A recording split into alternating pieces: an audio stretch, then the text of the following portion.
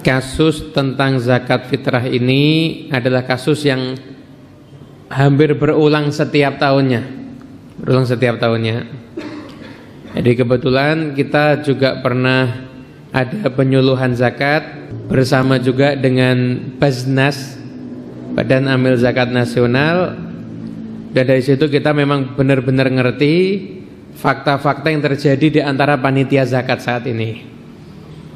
Jadi ada hal-hal yang harus kita ketahui. Yang pertama, panitia zakat fitrah yang ada saat ini, bukan semuanya ya, kebanyakan orang ngurus zakat tapi nggak pernah belajar ilmu zakat.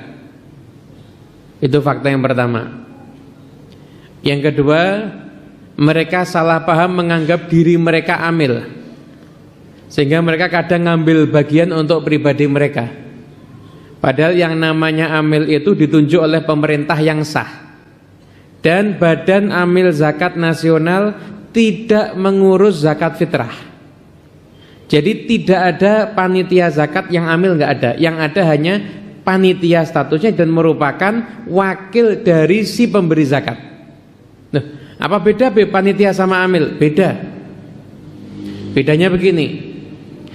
Kalau Anda itu panitia, orang ngasih zakat ke Anda, itu tanggung jawabnya belum selesai, belum jadi, zakatnya belum sah. Sampai dari Anda sampai ke fakir miskin, itu baru zakatnya sah. Baru zakatnya sah. Jadi kalau ada orang ngasih zakat ke panitia dan panitia bawa terus kemudian berasnya pecah dan panitia inisiatif ganti, ini nggak sah. Kenapa? Yang niatin siapa?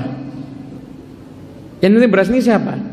Itu panitia. Tapi kalau amil itu wakilnya fakir miskin. Kita ngasih ke amil, tanggungan zakat fitrah selesai. Tapi di Indonesia nggak ada amil untuk urusan zakat fitrah, nggak ada. Jadi kenapa? Karena Baznas merasa tidak sanggup kalau harus ngurusin zakat fitrahnya orang se-Indonesia. Makanya dipasrahkan kepada panitia. Nanti Badan Amil Zakat Nasional itu yang ngajarin bagaimana panitia ini bisa menyalurkan dan membagi zakat dengan baik dan benar. Jadi ini kesalahpahaman antara panitia dan amil zakat. Titik ini kita harus paham dulu poin yang ini. Kita lanjut ke poin yang berikutnya, yaitu panitia nerima zakat nggak mau repot, bagikan langsung rata. Gimana hukumnya? Hukum zakatnya kalau dibagikan rata dan kena kepada orang yang bukan fakir miskin, maka zakatnya nggak sah. Jadi orang yang di rumah dia merasa udah nggak tahu apa-apa lagi, berarti sudah dikasihkan, tapi faktanya dia belum zakat di tahun itu. Kenapa? Karena dia memasrahkan pada panitia yang nggak ngerti ilmunya zakat. Terus panitia sebaiknya gimana, Beb? Panitia sebaiknya kalau terima, sebisa mungkin lo bisa jangan pakai dicampur, ditaker dah. Jangan pakai campur taker. Kenapa? Orang kalau ngasih beras kualitasnya bagus, terus ada yang ngasih beras lagi kualitasnya jelek, ketika dicampur gimana kira-kira? Fakir miskin dapatnya gimana? Bagus sama jelek? Kira-kira beras bagus campur sama beras jelek jadinya jelek, beras jelek campur sama beras bagus nggak jadi bagus. Ini kan rugi akhirnya. Kan rugi. Jadi jangan pakai dicampur-campur kalau bisa. Saran saya. Memang kalau jadi panitia yang benar ngikuti fikih ya berat, tapi pahalanya besarnya luar biasa insya Allah. Paham ya? Logikanya paham kan? Gini ya, yang lain. Saya panitia nih, saya nerima zakat. Saya nerima zakat misalkan dari Pak Agus. Pak Agus berasnya paling top. Saya terima zakat. Nah. Kemudian saya terima lagi misalkan Mas Hadi, dah saya buat contoh dari Mas Hadi. Mas Hadi kebetulan berasnya yang jelek. Ngapunten Mas, cuma contoh. Nah, terus kemudian berasnya Pak Agus sama berasnya Mas Hadi saya campur, terus saya taker, saya buat setengah kiloan. Lah, Mas Agus, Pak Agus ini niatnya nyerahkan ke fakir miskin beras bagus apa beras jelek? Bagus. Sampai ke fakir miskin? Bagus apa jelek? Enggak bagus kan, intinya bukan bilang jelek, tapi enggak bagus kan? Nah, berarti ini melanggar haknya orang yang membayarkan zakat. Berarti di mix nggak boleh Ustaz ya?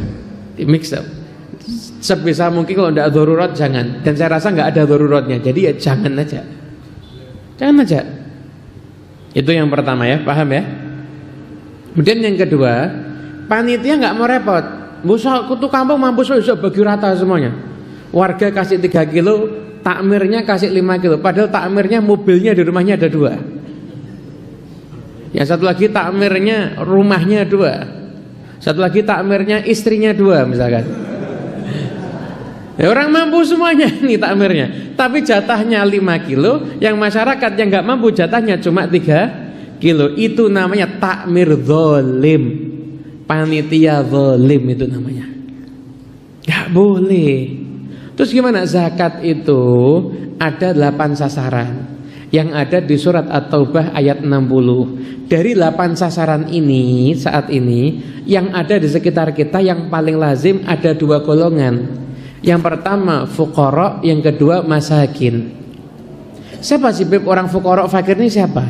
Orang fakir itu adalah orang yang dia itu nggak punya penghasilan atau penghasilannya hanya nggak mencapai setengahnya kebutuhan.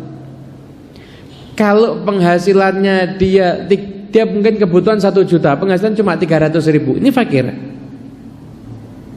Atau miskin itu penghasilan 700.000, kebutuhan 1 juta. Ini miskin ini miskin. Nah, dalam urusan zakat fitrah, yang zakat yang lainnya pun juga yang berhak dapat zakat ya mereka. Berarti kita harus nanya, penghasilanmu berapa, kebutuhanmu berapa? Ya nggak usah nanya, kira-kirakan aja. Gini, ada satu rumah tangga, mohon maaf, yang laki, mohon maaf, supir angkot. Yang perempuan misalkan hanya buka warung kelontong, punya anak 3, anaknya SD, SMP, SMA. Kita matematis saja, penghasilan supir angkot dan warung kelontong biayai 3 anak ini berat apa enggak? Berat kan?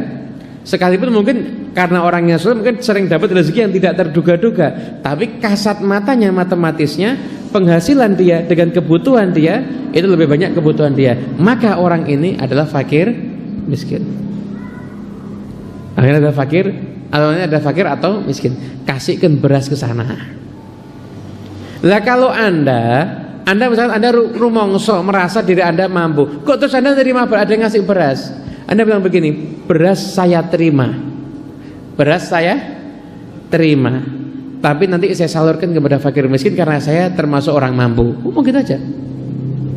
Jadi yang panitia kan tidak terluka hatinya kan, tapi kita membayar haknya sesuai dengan tepat sasaran. Nah, saran saya, kalau Anda menemukan panitia sesuai dengan kriteria yang saya sebutkan tadi, silahkan titipkan ke sana.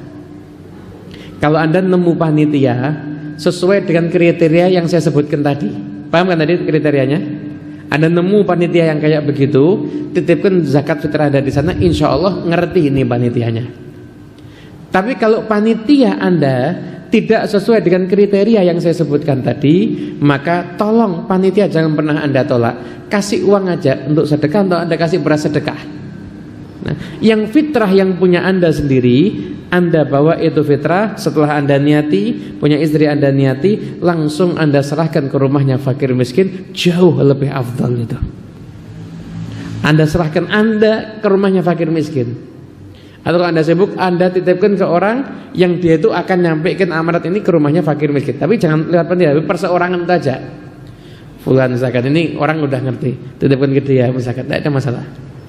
Ya, jadi saya tidak mendiskreditkan panitia, tapi saya harus bicara fakta apa adanya. Panitia seperti kriteria yang saya sebutkan tadi, silahkan Anda titip di sana. Kalau belum begitu, ya silahkan Anda kasihkan sendiri. Berarti panitia ini panjang tangan dari muzaki. Betul saja. Ya. Panitia kepanjangan tangan dari muzaki, amil kepanjangan tangan dari fakir miskin. Bedanya di antara panitia dan amil. Nah.